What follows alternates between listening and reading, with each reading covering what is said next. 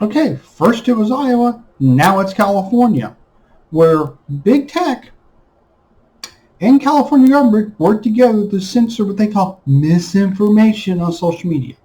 Election misinformation instead of elected critique. All right, these people were being critical of how the election was being handled in California, and they labeled it misinformation. These people had agreements. They were addressing it publicly, and the government said censor them, and big media went, okay, we'll do it because we want your side to win. You're on our side, so we want to win. Blah blah blah.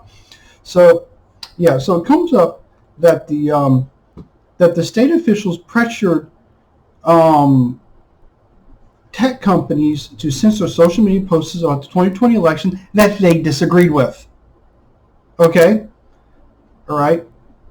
And these were officials from Secretary of State Alex Padilla's office that they complained to the social media company posts containing misinformation. In other words, they're critical of us and we're doing screwy stuff and they're calling us out. Can you shut them up, please? Is what they're really saying.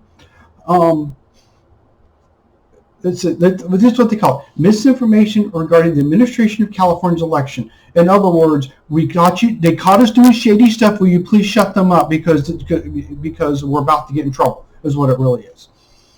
And they were able to pressure several platforms removing content found objectionable, according to records obtained by Judicial Watchers, the watchdog group, through the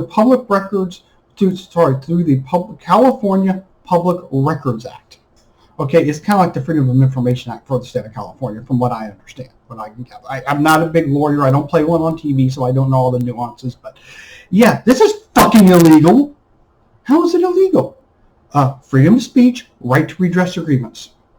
Right to redress agreements doesn't say how you have to do it. It just says you have agreements, you have a right to redress it. There's nothing wrong going on social media and putting out your grievance. That's what these people were doing. They said, no, we're going to censor that because reasons. And then you also have freedom of speech. And they're like, oh, they're doing freedom of speech. We can't have that concerning this election because they may actually call us out on something we're doing wrong. And so they did that. Sorry, anytime the government tries to censor speech, I'm assuming they're doing something wrong. If it was a Republican, I would have to be on the case because the media would rightfully so be on the case of Republicans doing the same thing. But Democrats, what do you hear from the mainstream media? Let me see. Oh, I hear crickets. Yeah. So one tweet, according to this article in the Daily Wire, claimed that Twitter user staying with a friend in California had received 2 ballots in the mail. The tweet stated a system of mass mail-outs does not work as there are many mistakes and high potential for fraud. This especially evident in blue states because Democrats have terrible leadership and love to cheat. Okay. That last statement is an opinion and you're allowed to have that opinion. I do think that most Democrats have terrible leadership, and I do believe they love to cheat, in my personal opinion. But here's the thing. That person said they received 2 ballots in the mail. If that person said that and then they had a picture of those 2 ballots, guess what happens?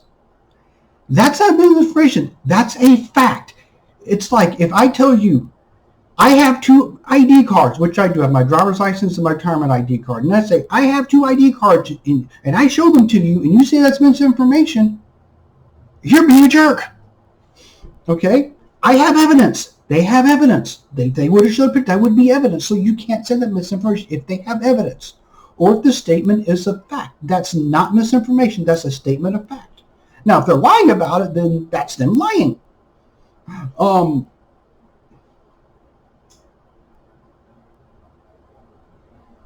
In the report of the tweet, apparently falsely, that the tweet had claimed California ballots will have errors due to registered voters receiving mail ballots. That's not what the person said. He said received 2. All right? At least 31 times. Here's the interesting article. At least 31 times. Let's count them. 31. California Secretary of State requests a specific post to be removed.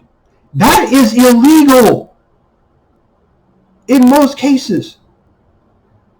Now, if they're putting out the address of a police officer, or of a certain official who's protected, who by law you're not supposed to put out that information, I'll give you that. At least 24 times the social media company removed the post or attached a misinformation warning.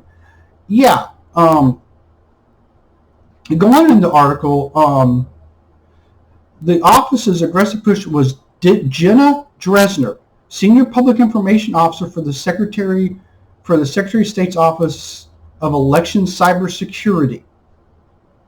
Her unit tracked down, this is fucking illegal. Now, she can comment on that post, by the way. She has every right to comment. You can comment on a post. Her unit tracked social media posts, saved the post that officials deemed misinformation in internal database.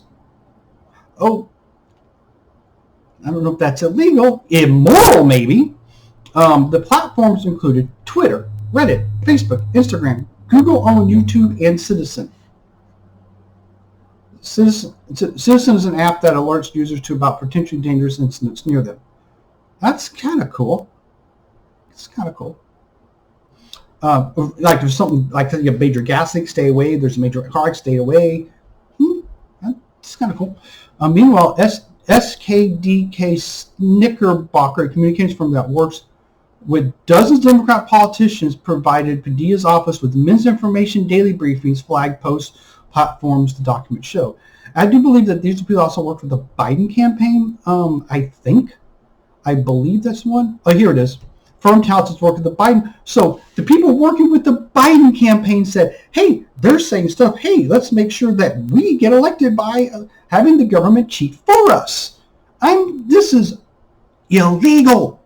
It's okay for the government to respond saying, well, you missed blah, blah, blah. And that person, well, here's the 2 ballots. They're like, oh, yeah. One email, positive governments, as well as Demand Justice, which supports expanding Supreme Court's and pro-abortion group and pro-abortion Emily's List, didn't like this either. Let's see.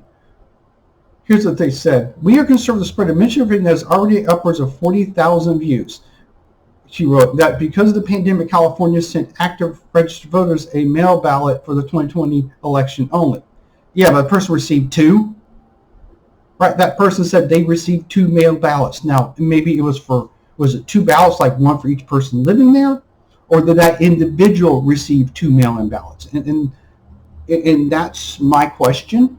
They never answered this question. They never, like, if someone puts a tweet, this is what you do, say, hey, did you receive 2 personally? Because we actually received 2, let us know so we'll find out how this happened and we can fix it.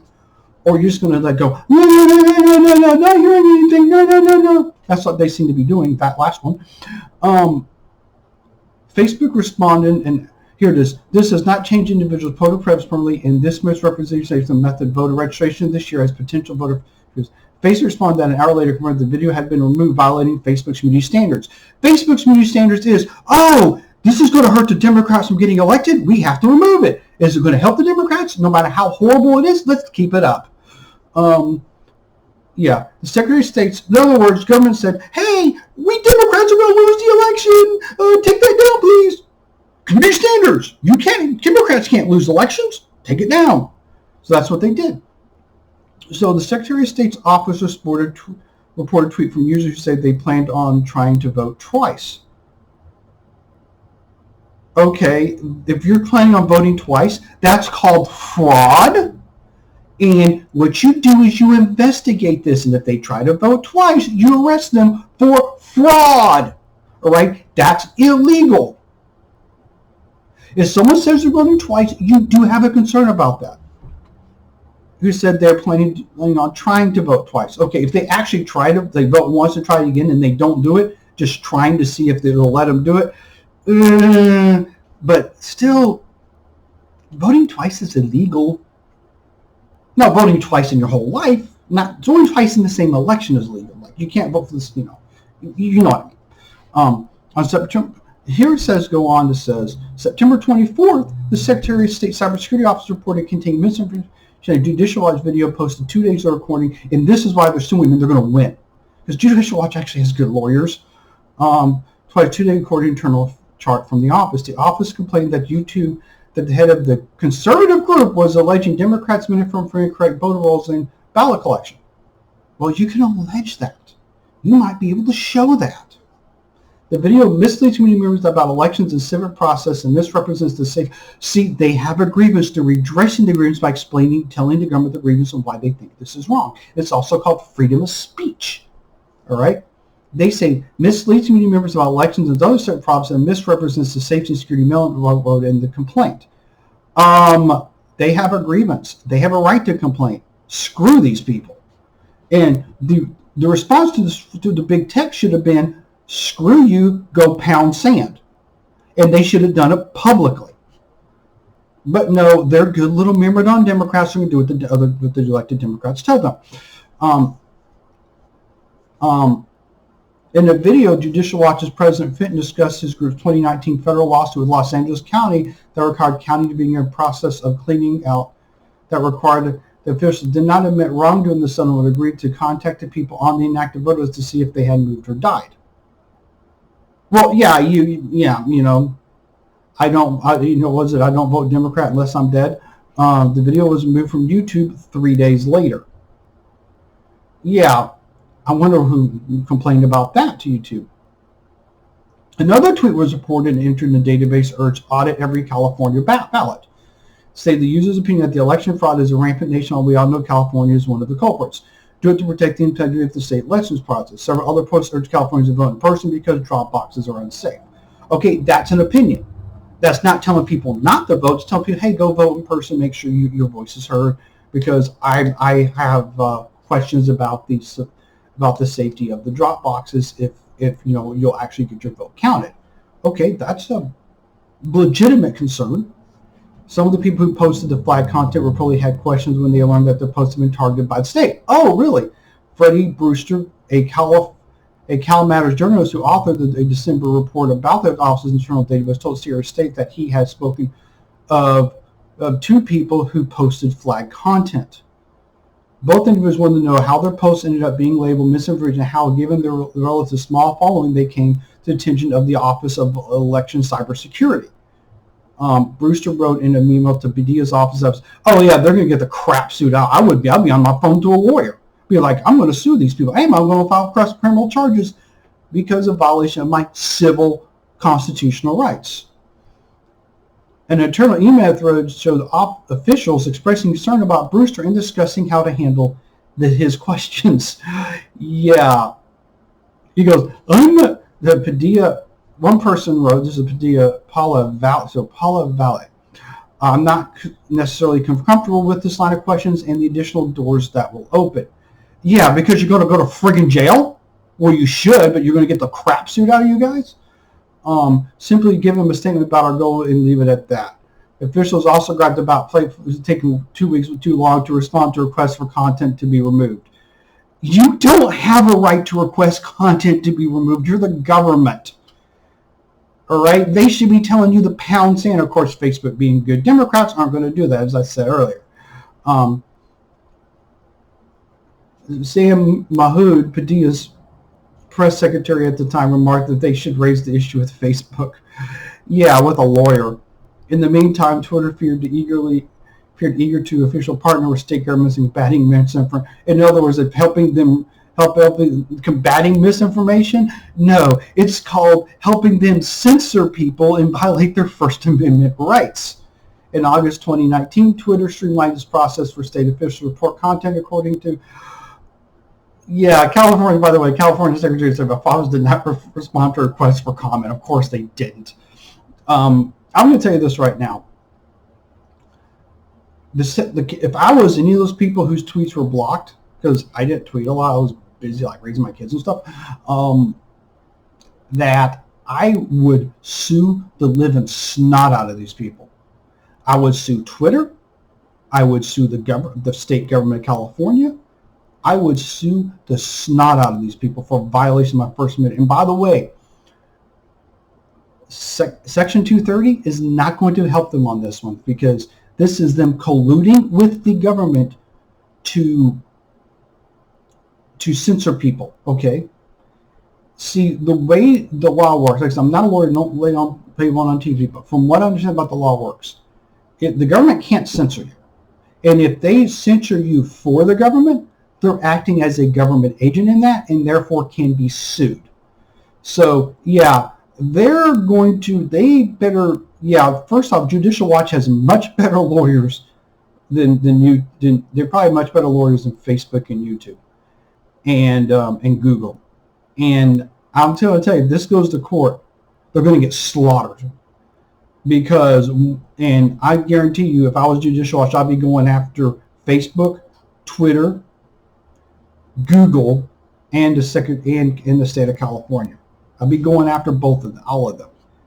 And I'll tell you, Judicial Watch is going to take it to the court, and they're going to win. And if this goes to the Supreme Court is going to slam them so hard it's going to make their head spin. Because even some of the liberal justices are going to go, oh, no, you can't do that. Yeah, this is, just wait and see. This is going to get nasty. And watch this. This is going to be a great popcorn moment because they're going to get their asses handed to them in the courtroom if this goes to trial. That's about it.